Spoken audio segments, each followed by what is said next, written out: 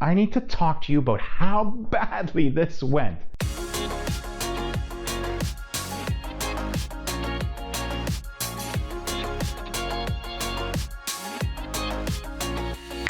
Alright, here we go, third and final episode of the MERV project. Time to find out how long that mullet grew. Before we get into the performance numbers and horsepower and all the rest, which I know you want to dive straight into, let's finish up with what we were talking about the last episode, a little bit of aesthetic and some handling. The rims I went with, 19 by 9 inch rims. I tried to fit as much rubber underneath the car as possible. That was just the MO. I wasn't going for massive camber or like a tucked type of look. I was just going for a very simple, meaty type of look to the car. So I went with 255, 35, 19 inch tire setup, and I went with a 19 by 9 Braylon wheel. Super happy with it. First things first, the stock setup, which are 18 inch wheels, much smaller, much narrower. They're also aluminum though, weighed 24 kilos with the all-season tire. These ones, 22 kilos with the performance tire. Quality of the tire you buy can also affect your wheel setup in terms of tire and rim weight. In this case, it was a Pirelli tire on the normal stock rim and a Falcon tire on the aftermarket rim. So both decent quality tires. Nonetheless, the larger setup turned up to be lighter, so can't go wrong with that. The next thing I want to talk about was squeezing that underneath the front wheel well. Not only was there a slight amount of poke when the car was in the air, which is when the tire and rim actually poke out beyond the fender, it was literally a mullet hair close to that front suspension member. Now there's a lot of rust, it's a daily driven car, so don't mind that. Yes, it's close. That's okay, I guess. It's not rubbing. That's good. But you can see how close that inner part is to the tire itself. Now I've been through multiple track days of hard driving and it has never rubbed. There's nothing on the shock body, nothing on the tire, nothing on the rim. Take what you will out of that, it is very, very close. Last aesthetic thing, the very simplest of $20 modifications was Cadillac underneath the door sill. The stock car has a LED light that shines for the puddles or whatnot, and I threw a Cadillac symbol thing off the internet. You can find them on eBay and Amazon. This one again is from good old AliExpress. Cheap as hell though. Something about just having that stylized script Cadillac logo on the ground just adds something whenever I open that door, and passengers, they always commented on it too. Available for lots of cars. So there's another $20 mod for you that can bring you a little bit of smile in your day. Now, taking away some of that smile, I'm not going to beat around the bush.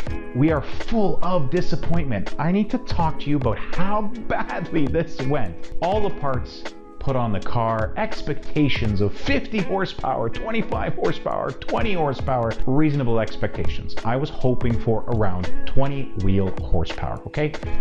Kind of what was claimed by those that made the tunes and the parts and whatnot, ZZP, okay? First things first, tuning the car. So after all the parts were on, I do a log scan using HP tuners. Okay, that's the software that's used. You hook it up to your OBD2 port and you scan the car. You log it. You do a run, you do a couple of fast runs, full gas runs, and get an idea of how the car is running in terms of mixture and fuel and timing and all the stuff that's related to the motor. Not only that, transmission as well. We'll come to that. In doing that, we go back and forth a couple of times. I think it was about 4 revisions, and then ZZP said, great, here you go, enjoy. It's like, hey, definitely a noticeable difference. Loved it, felt great under the butt. Let's set a bit of a baseline here. I always use the same gas. When I was stock on the dyno, stock tune, tuning not stock, and then back on the dyno again.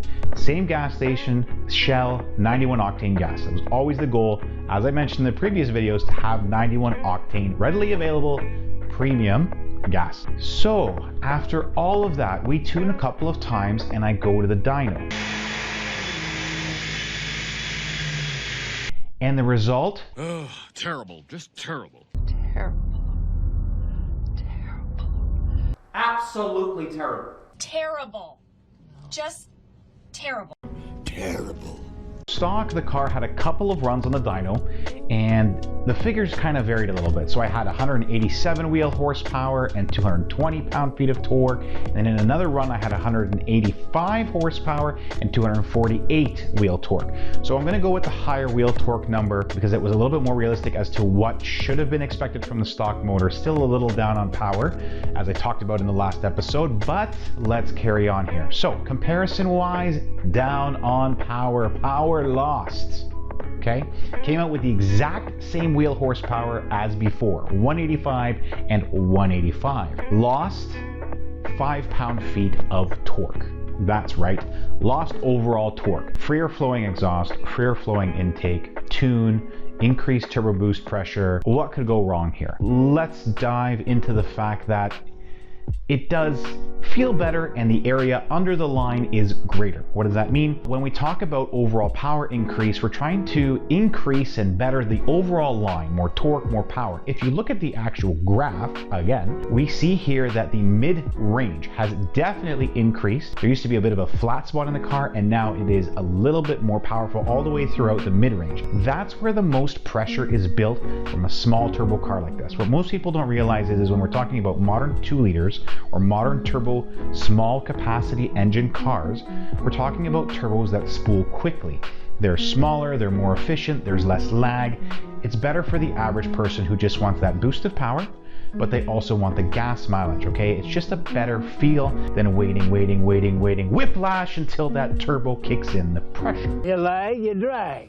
Downfall of that is that you really max out the flow of these turbos really early. So despite increasing the turbo pressure, once you start to get to the higher RPM range, you're not pushing the flow. Boost. The CFM that you can, because it's already been maxed out. They've already chosen a turbo to max out this car. So without changing the turbo itself, I'm not going to really see any increase. So does the car have more power? No. Does it have more torque? No. Is it better in the mid-range? Yes. So that feels better. That's a huge part of this, is that if I wasn't dynoing it, if I had just the seat of the pants experience, I'd be super happy. But I wasn't super happy. So ZZP and I went back and forth saying it's gasoline or this or that, and I basically said, you know what, it still doesn't meet the claims required. It's not just gas. I need you to take another look here.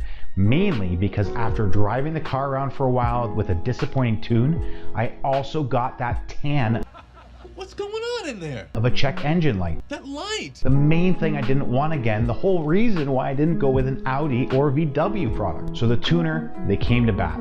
They basically said, you know what, let's take a look at this. Well, you've actually got an old revision of our tune for this motor. By the end of our second round of scans and tunes, we had done 8 revisions with scanning and tuning. I think we had a total of 14 different scan logs, and they reviewed that and came back with a different tune, and it is much better now. Now, I haven't dynoed it since. Maybe I'll get to that. The point is, it's better feeling, it's definitely faster. Faster. Let's talk about speed here. If you read a magazine or decide to Google on the internet, a 4-wheel drive, 2-liter turbo Cadillac ATS should do 5.6 or 5.7 0 to 60 mile an hour. When I was stock, I did a test and continually came back with 6.4 and 6.5, which is almost a full second slower. So magazine testing for you. And I mean, I went hard on it to the point where I was actually holding the brake and dumping the tranny at about 2,500 RPM just to give it any type of a chance. Full stop mash pedal at 0 or idle and then move on. Did whatever I could. After the tune, I managed to get 6 seconds. Consistently, I might add, a 6 second 0 to 60, and that's an improvement. It doesn't matter what the dyno says, that's an improvement.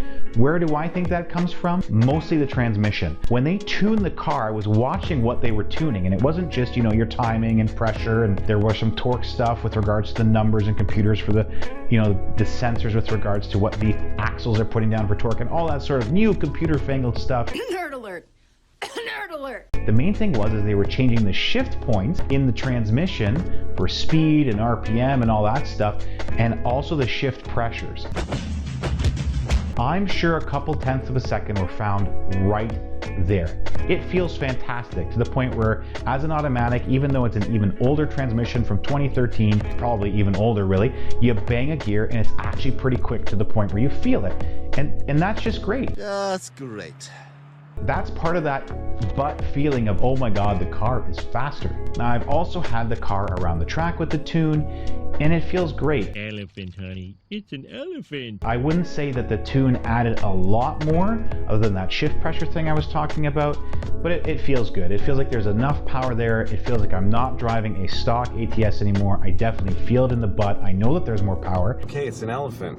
And I definitely feel that mid-range. When the boost comes on at a lower RPM through that mid-range, especially when I'm, in traffic or on the highway, or if I'm at the track, I do notice that pressure build and it feels good. So would I recommend this for the price I paid? Yes, because it's really not any different with any other car. Any small capacity turbo car is very easy to upgrade with a tune. Anywhere from $500 I've seen just for a tune, all the way up to maybe $2,000 or $3,000 if you're doing some parts, good quality parts, and the tune to go along with it. Now, it only goes up from there, but I'd say that's a very reasonable range for anyone to expect for any 2-liter car, mullet or not,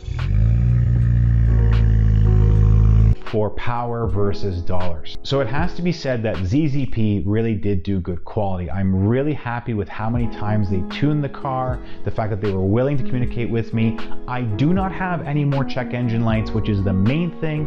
It's nice to be able to run this car and just have faith in it. The catch can very rarely pools a lot of oil. That's just a small maintenance item to take care of. The tires and fitment, like I said, is no issue. It's regular maintenance at this point. I do enjoy the car. I'm glad I picked it. It's different than anything else out there, and it's definitely my ATS. I hope that you enjoyed it. You can judge my mullet growing experience on your own time. I'd love to see it in the comments. And remember, all gas, no brakes.